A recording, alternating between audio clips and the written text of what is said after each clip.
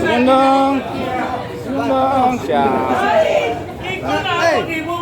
Nonton tuh tadi duduk Robinson mau tidur. Nah, kosong ini bupati mu ya. Asal nampak Masuk ini loh. Right. Masuk juga. Nah. Bang. Bung.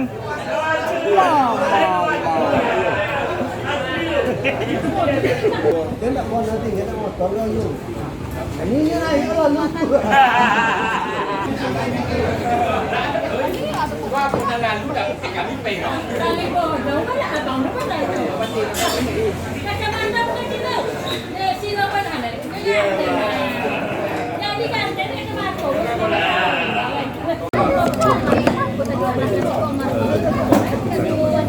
Yang diharapkan umur 74 itu kan udah tua. Ya, semoga kita dengan tua ini kita di Kampar ini semuanya berjalan dengan baik-baik saja. Karena uang tua itu banyak penyabar, ya kan? Banyak ini mampu menuntun, malahan lah 7 sampai itu dituntun malahan kan? Nah, jadi dengan umur 74 ini kita mari bersama-sama di Kampar ini membangun negeri ini. Jangan kita lagi berkelompok-kelompok. Silakan berkelompok, tapi kita berkelompok untuk kemajuan satu tujuan kita, memajukan Kampar. Jangan kita saling tuding menuding. Ada yang kira-kira dianggap yang perlu dipertanyakan. Ini kita pertanyakan, khusus ini kepada media-media. Saya berharap sekali ini janganlah kita ya langsung menulis. Jadi kita seharusnya konfirmasi. Dan etika jurnalistik kan ada itu. Seperti itu. Iya, kan demikian. Supaya kita pemerintahan di Kampar ini berjalan dengan aman, Nyaman. dan nyaman. Kita bisa sama-sama membangun negeri ini dan sama-sama juga kita menikmati negeri ini. Demikian. Bukan tidak boleh kritik Bang ya, tapi bukan tidak boleh kritik, tapi harus balance ya. Oh iya, kritik itu wajib. Karena Rasulullah sendiri juga perlu kritik. Kalau kita tidak ada kritik atau yang disebut anti kritik, berarti kita tidak akan pernah maju. Berarti kita ibaratnya ya menunggu gitu ya. Nah, kalau mau kritik perlu, itu kontrol ya. Tapi ya kritiknya bagaimana cara, kan punya cara juga kan mengkritik. Yang tak boleh itu kita menuduh. Nah, menuduh yang tak boleh, bahaya tuh kalau udah menuduh. Terus kalau yang jadi prioritas tuh Kampar ke depan itu karena Kampar melaju. Nah, jadi kita prioritas untuk Kampar melaju ini bagaimana semuanya kita menyadari posisi kita. Nah, kalau kita itu ya seorang jurnalistik, ya bahkan bagaimana jadi jurnalis yang profesional. Kalau seorang politikus, jadilah politikus yang handal. Jadi harapan kami di politikus ini, ya kita berharap putra putri Kampar ini melaju dia, yang ke Senayan, bisa melaju juga ke DPRD provinsi dan DPRD Kampar. Jadi bersama-sama kita di Kampar putra putri Kampar ini semuanya melaju sesuai dengan bidangnya, dan kita juga pada posisi kita. Pak Obahnya, kalau kita itu seorang ASN, ya berpeganglah sebagai ASN, jangan pula jadi LSM. Kalau seorang LSM, jadilah LSM yang profesional. Nah, kalau memang itu ukurannya kita baru desa, ya berbicaralah, pakai baju desa, cerita tentang desa. Jangan kita menghayal dan negara pula kita pikirkan. Termasuk pun demikian selanjutnya. Kalau eselon 4 kurang eselon sampai lah staf pandai lah menjago kan, disesuaikan menempatkan diri gitu. Jadi kita inti saling menghargai. Pak Putih. Nah, Izin Bang, besok pagi informasinya ada penghargaan untuk perusahaan-perusahaan yang menjadi Bapak asuh bagi anak stunting. Sebetulnya seperti apa konsepnya, harapan kita? jadi harapan kita menghimbau ini penanganan anak stunting ini diperkirakan kalau kita pakai biaya Pemda itu sekitar 600-an juta per bulan supaya ini tuntas. Tapi ini kan kalau dibebankan ke daerah kan cukup berat ini buat daerah.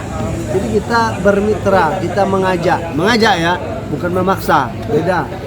Kepada perusahaan dan juga kepada koperasi, kepada teman-temannya ASN yang punya jabatan, siapa yang berkeinginan untuk mengadopsi daripada anak stunting ini, ya udah kita dukung.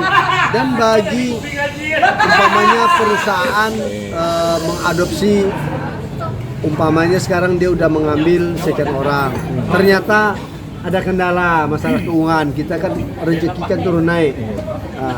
Ya silahkan nanti lapor ke kita cari lagi untuk penggantinya. Jadi bukan berarti orang yang sudah mengambil anak asuh ini harus dia mengasuh sampai selesai, enggak. Tapi itu bentuk apresiasi kita tuh Bang, yang penghargaan besok pagi itu. Oh ya, apresiasi kita karena mereka tuh udah peduli. Karena stunting ini adalah program nasional, program presiden kita. Jadi stunting ini harus dituntaskan. Karena ini program nasional, kita daerah juga wajib untuk menyelesaikan masalah stunting ini. Jadi stunting ini adalah, kalau dulu kita kan mungkin sebagai kita beranggapan cuman orang-orang yang kerdil, ternyata tidak, pertumbuhannya yang tidak cukup. Ada naik, ada pertumbuhannya tapi lamban. Nah, jadi itu banyak faktor dan juga penanganan berbeda-beda. Jadi itu untuk pembiayaannya itu per bulan untuk satu anak stunting berkisar 1.050.000 sampai 2.600.000. Dan ini penghitungan ini berdasarkan pakar, bukan kita ada pakar, yaitu usia dan tingkat. Ya kadang ada yang penyakit bawaan itu berbeda. Itulah yang 2.600.000. Kalau jumlah anak stunting sendiri ada data yang akurat nggak di Kampar ini Bang? Alhamdulillah ini udah ada 571 orang. 571 anak. Ya, dan udah terbagi habis ini semua ikut. Ada yang Dharma Wanita, kakak. Jadi intinya adalah ya kesadaran kita bersama di situ mau berbagi, karena ya kalau orang yang kaya itu adalah orang yang suka berbagi, bukan orang yang banyak hartanya. Kalau besok pagi itu untuk pejabat yang peduli stunting ada penghargaan nggak? Atau memang tidak ada pejabat kita yang mengambil anak asuh di kampung itu? Ada. Cuman kita sekalian diberikan besok enggak? Yang kita berikan itu khusus untuk ke perusahaan. Tapi untuk pejabat tidak ada. Pejabat kita memang tidak ada kita berikan, itu nanti berupa nanti kalau di pejabat itu kita berikan nanti penghargaan ke Kadis Kepala Kantor Pertanahan, Kejari dan Kepolisian, serta ada Forkopimda, karena di situ udah membantu kita dalam contoh kalau di pertanahan itu menyelesaikan masalah aset-aset, baik aset daerah maupun PTSL ini, surat agraria untuk masyarakat. Penyelesaian itu kita berikan apresiasi untuk pertanahan. Kalau yang di Kejari nanti itu adalah pendampingan daripada pihak Kejari terhadap kita. Contoh, aset kita yang di Jakarta itu kan dulu hampir hilang karena kita ada pendampingan dari Kejari Kampar, akhirnya bisa kita selamatkan dan malahan udah kita bangun, udah jadi suatu mes di Jakarta. Bang, sedikit Bang untuk stunting ini Bang, Abang sebagai kepala daerah Bang, karena peduli dengan stunting ini, memungkinkan tak ASN yang peduli stunting ini diberikan sebentuk reward jabatan gitu Bang? Yang peduli stunting. Kalau jabatan susah, gitu, ukurannya itu. Nggak bisa ya, terlalu besar Bang ya? Bukan masalah terlalu besar, diberikan jabatan belum tahu dia sanggup atau mungkin juga terlalu rendah buat dia jabatan itu. Jadi kita kan harus, kalau masalah jabatan itu masalah kompetensi daripada ASN itu Siap, sendiri. terima kasih, Ya, Pak. terima kasih. Pak Budi terkait persoalan dokter hingga pimpinan dari bagaimana dan daerah terisolir. Ya, kita tetap konsen untuk itu. Makanya kemarin itu daerah-daerah yang terisolir itu udah mulai kita data di zaman saya ini kan. Terus untuk kedepannya perlu komitmen kita yang sudah tahun sarana jalan. Kalau kalian ngomong harus ada narasumbernya kalau kalian ya, Narasumber jadi mungkin ada. ruh berita itu narasumber itu kalau dia tidak harus sebutkan namanya. Tak mau dia sebutkan namanya, sebutkan inisialnya. Kalau nggak usah tulis, berarti kita dibodoh-bodohin gitu. Di zaman sekarang ini orang kalau ngomong harus berani, kecuali yang bisa kalian sembunyikan itu korban anak pelecehan di bawah umur. Kekerasan. Boleh kalian ini kan. Atau dia pelapor pajak. Misalnya nih, dia nggak bayar pajak nih, aku yang melaporkan. Boleh nama aku disembunyikan. Atau aku dia yang melaporkan terorisme, ya kan? Atau aku saksi pembunuhan.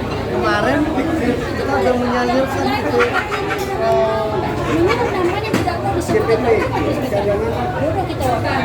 Jadi ruh berita itu narasumber harus ada narasumber. Yang kedua ada namanya konfirmasi. Kalau nggak ada konfirmasi itu namanya opini, hoax ya.